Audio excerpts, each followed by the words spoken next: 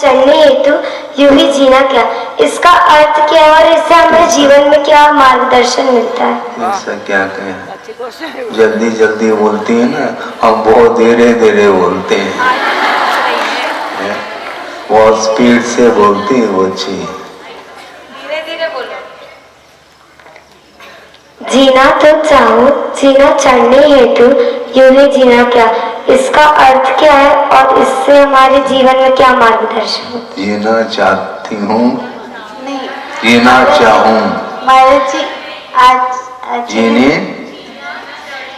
अच्छा ऐसा है। आचार्य महाराज, ये आचार्य श्री का एक हाइकू है। जीना तो चाहूं, जीना चढ़ने हेतु, जीना तो चाहूं, जीना चढ़ने हेतु यूं ही जीना क्या। यूं ही जीना क्या। तो कह रही है उसका अर्थ क्या है?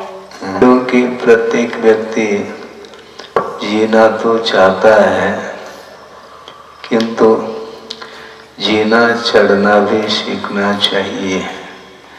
चलना और चढ़ना इसमें अंतर आता है।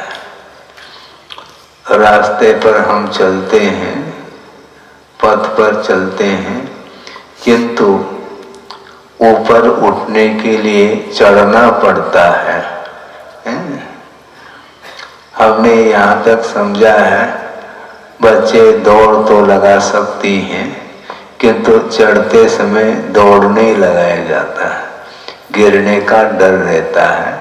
बड़ी सावधानी के साथ एक एक सीढ़ी को चढ़ा जाता है, उसमें ज़्यादा मेहनत होती है। चलने में इतनी मेहनत नहीं होती जितना कि चढ़ने में होती है। और मोक्ष मार्ग की जो प्रथम सीढ़ी है, क्योंकि चढ़ना है ना, तो चढ़ने के लिए प्रथम सीढ़ी कौन सी है? मोक्ष मार्ग की सम्यक दर्शन, ये प्रथम सीढ़ी है। उसके बिना, यानी सम्यक दर्शन के बिना, श्रद्धा के बिना अथवा आस्था के बिना मोक्ष मार्ग पर आरूढ़ नहीं हो सकते हैं। इसलिए मोक्ष मार्ग में प्रवेश करना है तो वहाँ प्रवेश करने के लिए सीढ़ी लगी हुई है, और सर्वप्रथम आस्था की सीढ़ी पर ही चढ़ाया जाता है। आस्था है कि नहीं आप लोगों की? है। किस पर आस्था है? गुरुदेव के ऊपर है। उनका दर्शन किया कि नहीं तुम लोगों ने? किया। बोलना नहीं, उन्हीं को याद रखना। उसी में सब समाहित हो जाएंगे, और जो बाद वाले हैं वो उसी में समाहित हो जाएंगे। हमने सुना था शायद बुंदेलखंड में ही कि हाथी के पैर के नीचे सब समाहित हो जाते हैं।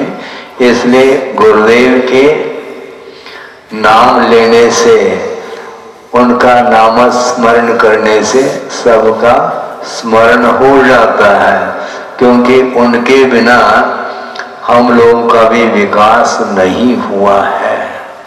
जिस समय हम आए थे उस समय बोलना ही नहीं आता था मुझे, और आप लोग बोलना सीख गए खड़े होकर के। बैठे बैठे हम केवल सुनते ही रहे। 2-3 साल तक बिना मौन के ही मौन की साधना हो गई थी मेरी। क्योंकि मातृभाषा कन्नड़ होने से और एजुकेशन मराठी मीडियम से होने से समझ में नहीं आता। हिंदी बिल्कुल समझ में नहीं आती थी, और मैं ये बोलता था कि मुझे हिंदी नहीं आता है, जबकि बोलना चाहिए मुझे हिंदी नहीं आती है। लेकिन ये स्थिति थी, और आप लोगों को देख करके भाषा के ऊपर नियंत्रण, कल परसों भी अच्छी छात्राएं उन्होंने विषय रखा है साहित्यिक क्षेत्र में अच्छा उनका विकास हुआ है, काफी अच्छी गति हुई है और उसको देख करके ऐसा लगता है कि भाषा का भी अपने आप में बहुत बड़ा प्रभाव रहता है, क्योंकि विषय की जो प्रस्तुति है वह साहित्य के बिना संभव नहीं है और अपने पास साहित्य है ही नहीं है। लेकिन गुरुदेव ने साहित्य का जो अर्थ दिया है वह मुझे भी अभी भी याद है कि हित जिसमें निहित हो उसका नाम सहित बोलते हैं और सहित का जो भाव है वो साहित्य माना जाता है। इतना ही मुझे अर्थ आता है, बाकी साहित्यिक शैली वो आप लोगों की है, हैं? बिल्कुल जीना सीखना